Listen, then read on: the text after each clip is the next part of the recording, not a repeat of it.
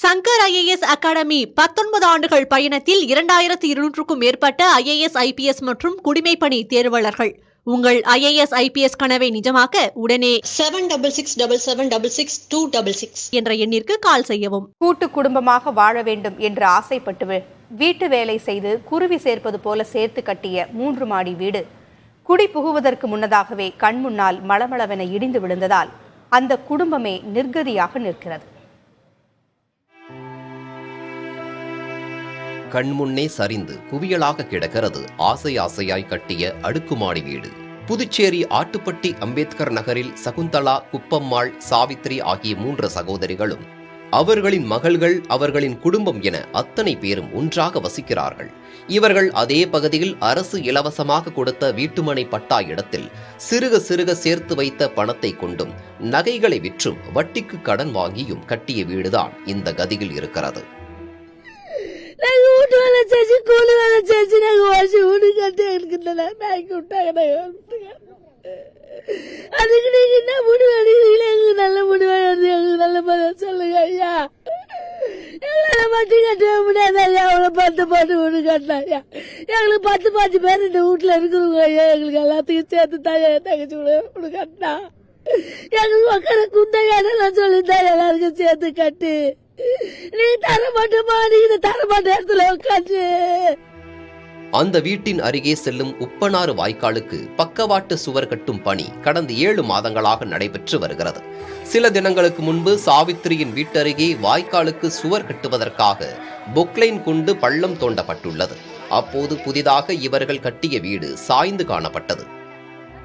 அது பற்றி ஒப்பந்ததாரரிடம் முறையிட்ட நிலையில் பொதுப்பணித்துறை பொறியாளர்கள் மற்றும் ஒப்பந்ததாரர் வீட்டின் தரத்தை ஆய்வு செய்ய வந்து பேசிக் கொண்டிருந்த போது வீடு திடீரென சீட்டுக்கட்டு போல் சரிந்து விழுந்தது. நான் குருவி சேகர மாதிரி சேர்த்து கொஞ்சம் கொஞ்சமாக சேர்த்து அங்கேயும் இங்கேயும் வட்டிக்கு வாங்கி இந்த வீடு கட்டினேன். எல்லாம் ஒன்றா இருக்கணும்னு சொல்லிட்டு இந்த வீட்டை கட்டினேன். இந்த வாய்க்கால் வேலை செய்கிற வர இந்த கவர்மெண்ட்டு கான்ட்ராக்டுக்காரங்க வந்து இந்த சைடு நோண்டிக்கிட்டு வந்தாங்க. நான் ஆரம்பத்துலேருந்தே சொல்லிட்டு வந்தேன், அங்கே நோண்டக்குள்ளே என்கிட்ட ஒரு வார்த்தை சொல்லுங்கள், நான் இல்லைன்னா எய்த்த வீட்டில் சொல்லுங்கள், அவங்க என்கிட்ட சொல்லுவாங்க, நான் அப்போ வந்து ஆளை அனுப்புகிறேன்னு சொல்லிட்டு அவங்க வந்து நான் இல்லாத பார்த்து அடியோட பேஸ்மெண்ட்டை நான் போட்டுக்கிற அளவுக்கு கீழே அடியோட நோண்டதுனால இந்த சேதாரம் அடிக்குது.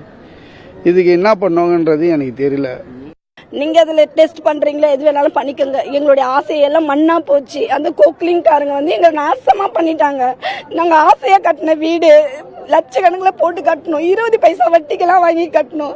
என் தாலி கொண்டு அடகு வச்சுதான் கட்டினேன். இந்த உத்ராட்சத்தை தவிர என் கழுத்துல வேற எதுவுமே கிடையாது. எனக்கு அரசாங்கம் எனக்கு நல்ல பதில் கொடுக்கணும்.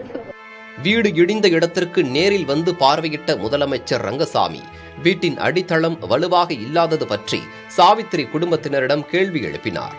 வருவாய்த்துறை நகர கட்டமைப்பு நிர்வாகத்திடம் அறிக்கை அளிக்குமாறு முதலமைச்சர் ரங்கசாமி கேட்டிருக்கிறார். எது எப்படி இருந்தாலும் 3 சகோதரிகள் ஒன்றாக கூட்டு குடும்பமாக வாழும் ஆசையில் கட்டிய வீடு இப்போது இல்லை. சொந்த வீடு என்பது ஏழைகளுடைய நீண்ட நாள் கனவு. ஆனால் அது சீட்டுக்கட்டு போல் சரிந்து விழுந்தது அவர்களுக்கு மிகுந்த சோகத்தை ஏற்படுத்தியிருக்கின்றது. ஒளிப்பதிவாளர் ஸ்ரீதருடன் ரகுமான்.